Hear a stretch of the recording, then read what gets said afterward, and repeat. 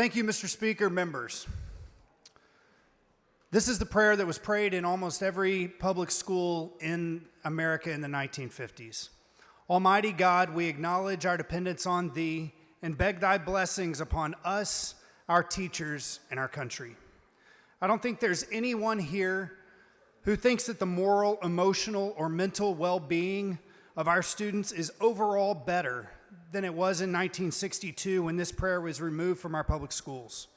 We've spent an enormous amount of time and energy during this legislative session trying to address the very real and sometimes overwhelming moral, emotional, and mental ills of children and adults in our great state. Crime is rampant.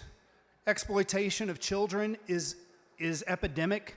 Suicide rates are up. Children are confused about whether they're boys or whether they're girls. We have very real, heartbreaking problems that simply did not exist like this when my parents and grandparents were growing up. Beyond that, teachers across Texas encourage all kinds of things of our students, good and bad, regarding physical, mental, and emotional well-being of students. Why in the world would we not allow them to encourage children regarding the spiritual, which we know impacts the physical, the mental, and the emotional of their children as well? Let me say this very plainly. We should be encouraging our students to pray and read their Bible every day, just as the authors of the Constitution did. The New England Primer was a widely used textbook in the 1780s and 1790s when our country was founded. It included Christian prayers, catechisms, Bible verses. It was standard in both public and private schools. Its use was ubiquitous, suggesting that religious instruction was culturally and legally accepted at the time of the Constitution. Numerous states had established state religions supported by tax dollars and encouraged religious instruction in schools.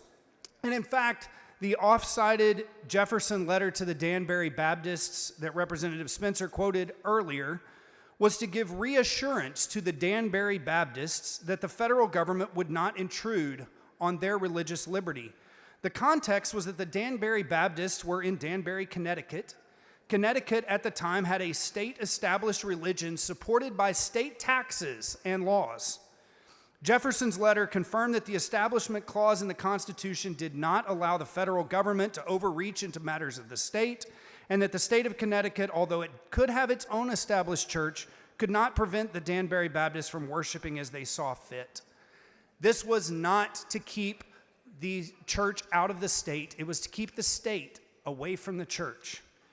In 1892, there was a Supreme Court case called Church of the Holy Trinity versus United States.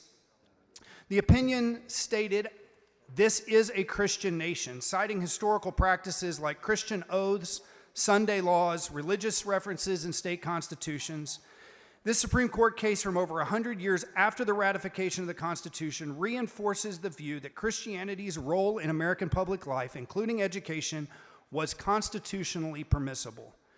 Well into the 1950s and 60s, prayer and Bible reading were common in public schools across the United States. It was not until activist leftist courts redefined that Establishment Clause in a way that none of our founders or the people who voted to ratify the Constitution ever would have.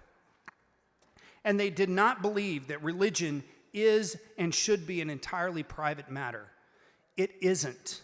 What every person thinks about God impacts everything about their life. How we see our role in the world and how it fits into eternity matters in how we see ourselves, and it matters in how we see other people and how we treat other people. I would offer to you that our kids in our public schools need prayer, need Bible reading more now than they ever have. And I thank Representative Spiller and Senator Middleton for bringing this bill, and I support it wholeheartedly. Thank you. Mr. Speaker, Ms. Simmons, for what purpose? does the gentleman yield for a question? Will the gentleman yield for questions? I will. The gentleman yields. So you mentioned 1962, right? And I you did. said that students were better off then? I think when you look at the mental, emotional, and physical well-being of our children, it was better then than it is now. So in 1962, black children who were in segregated schools that were not equal to white schools were better off. In 1962, black students were better in 1962 in segregated schools than they are right now. I did not say every student was better than every student is today. What I'm saying is overall, we did not see in 1962, even in segregated schools, which I completely disagree with, I'm in favor of integration of schools. I think that it was a scourge on our country, the way that we treated black people throughout our history. I agree with you on that. Okay, but I wanted will to make also sure. say, I think if you walked into any high school back then, whether a segregated black school, white school, an integrated school, you would find less emotional problems, less mental problems, and less suicide, those kinds of things that we see today, because religious instruction was a much greater part of their everyday life, both at home, at church, and at school. So just to clarify, because I'd like an answer to my question, you think that black students in segregated schools during the Jim Crow era were better off? Because that's I just want to get to that point. That's it. Better off in what way? I specifically limited it to, I'm Because talking there was about the prayer in mental, schools in the physical, and 60s. emotional well-being of But those black- children in a secular setting versus in a religious setting. I think it's better in a religious setting. So black children were better off in segregated schools during Jim Crow. Thank you. That's not what I said. Mr. Speaker, Mr. Manuel, for what purpose? will the gentleman yield? Will the gentleman yield for questions? I will. The gentleman Since yields. we're talking about this subject, can you remind me what Jesus said about the Pharisees in public praying? Well, I mean, the Pharisees, he said, do not pray as the Pharisees do, Okay. where you're drawing a bunch of attention to yourself. Okay, Correct. that's what I was asking. It was about the intention of the heart. That's exactly right. And what we're talking about in this bill is an opportunity for private prayer times, private Bible reading times, time set Right. aside within the instructional day to allow people to have private time to pray, read their Bible, meditate if they so choose. And I get that. I don't have a problem with prayer. I think it should be on a personal time, but I was just asking, what did Jesus say about the Pharisees in public praying?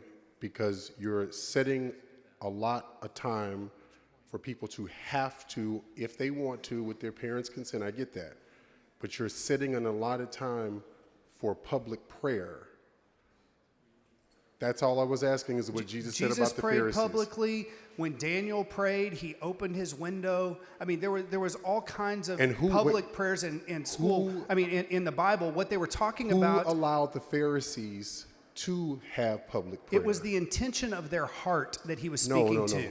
It What? absolutely No, it was not just that. Who allowed the Pharisees to be able to pray in public? I don't Caesar. think I understand your It was the question. Roman Empire. Thank you. Okay. Mr. Speaker, Mr. Tallarico, for what purpose? does the gentleman yield? Gentleman do. yield for questions. Gentleman yields. Thank you, Representative Money. There are some things that you said up there that I agree with, that faith is not purely a private matter and that it should impact how we live out in public. It certainly does for me, and I talk about my faith a lot and how it intersects with the work we do here. I think my concern is when we start to erode that institutional separation between church and state, when we allow government employees to encourage or discourage prayer, that is a threat to students and their faith and their prayer time. So I just want to ask you if you have some discomfort about this language in Section 2 of the bill that removes the prohibition on government employees encouraging a student to engage in or refrain from prayer. I think we have gotten to a point, first of all, I'll answer directly. No, I don't have any problem with that. I think we've gotten to a point where our public school teachers teach our children about so much more than reading, writing, and math. And they are in a situation where they're dealing with their personal health. What are you eating? How often are you eating? They're talking about mental health. what are your problems at home, and we're gonna address some of those things. I hope in some later legislation. Gentleman's time has expired. But no, I don't have a problem with that. Thank you.